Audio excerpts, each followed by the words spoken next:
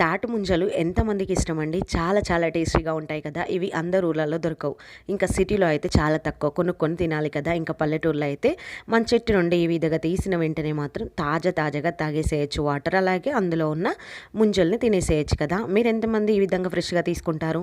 మా పిల్లలు అలాగే మేమైతే చాలా ఇష్టంగా తిన్నాం. ఇవైతే చాలా రోజుల తర్వాత తింటున్నాం. మా మమ్మీ అయితే చాలా ఇష్టంగా తిన్నదండి. ఎందుకంటే తన ఊర్లో చాలా ఉంటాయి, అసలు లెక్కలేనని తినచ్చు. కాకపోతే ఇప్పుడు దొరకక, ఇప్పుడు చూసారు కదా, దొరికితే ఏదైనా ఇంతే ఉంటుంది కదా. మీరే చెప్పండి.